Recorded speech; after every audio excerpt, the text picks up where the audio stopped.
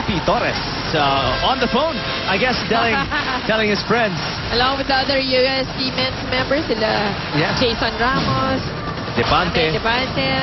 That, you know, we got game 1 already. Oh, yeah. One more, and we're back hoisting the trophy. That's the Tigers of USD winning in game 1 of their best of 3 earlier today at 1 o'clock against the Far Eastern University Tamarals. But back to live action. Ortiz trying to correct the errors that USD's been committing in set number 2. Scoring there, but they are down still by 3 against De La Salle. But you know, Maya Ortiz on the first set was really silenced by De La Salle. Not enough points coming from her, but you know, another service error coming from USD. The third. The last 3 serves of USD were service errors. To put it to you bluntly, ladies and gentlemen. Ganun kasama ang serving ng USD right now in set number 2. Oh, and Manatita throwing away that. Even the hitting, Mosey. They are just not focused, as Coach Shaq told them in that last time out. They have to get their heads back into the game. Right now, it's the biggest lead of La Salle at 4. I mean, that 5 points. Block on Baratita. Back set. Ortiz looking for the donut. Maraño, the trick. Ever so gingerly, she touches the ball and finds the opening in the USD defense, which are plentiful, by the way. Take a look here. Just a very soft feather touch by Maraño. And USD is down by 6. Let's listen to Coach Shaq.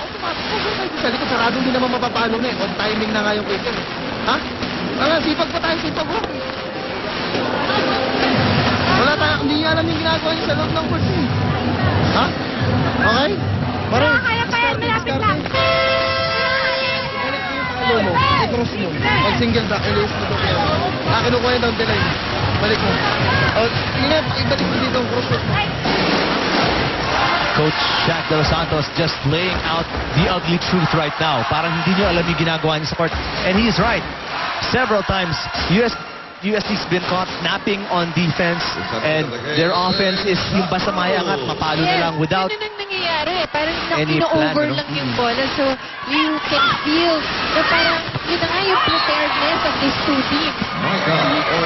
Yung La Salle is coming in so prepared, while USD, really a lot of lapses in this game and a lot of unforced errors. But in that last play, Mike Ortiz finally getting a point. Now in the back row. But again, Mosey, pretty much like in set number 1, and in, you know, all the sets that they've gone up against La Salle, they are trailing and they are trying to, you know, catch up. Which is actually a bad habit. So, kasi ang La Salle is not a team that you can easily catch That's true. up with. So, And take a look at the score, ladies and gentlemen. Right now, La Salle has double the output of USD. Basically a free ball here for La Salle. Benatitla finally gets a hook.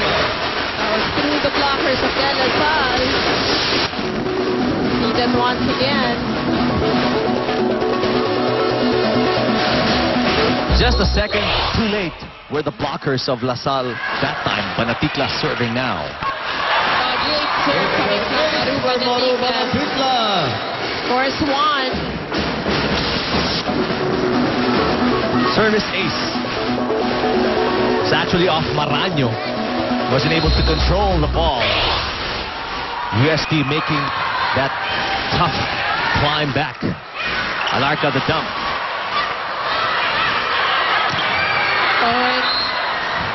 Bernal trying to go for a touch.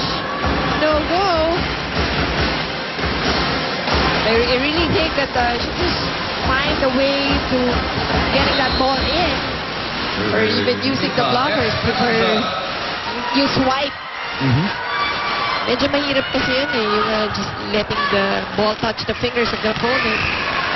What great court defense there by La Salle Esperanza, picking it up and Mercado with a finish for the Lady Spikers. Such a beautiful down the line hit coming from Steph Mercado, as you see here.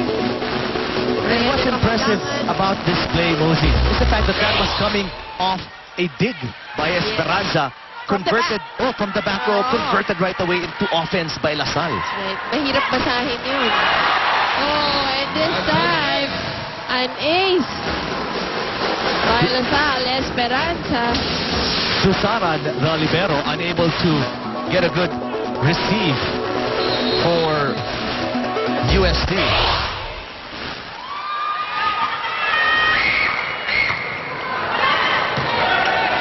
This is the same lineup as CCI Samaizo go off the blockers this time. This is the kind of lineup that Coach Shaq experimented with when Hirotsuji first went down with the injury, with Bernal in the lineup. They were a little bit more successful that time than this time. That's true. There was a 5-setter against Lasal, but he has tried a lot of players filling up that position. Hindi lang yun eh. When he tries a player, pati yung positioning ng mga spikers na magbabago-bago. Right now, a dominant set number 2 by Lasal, 16-9.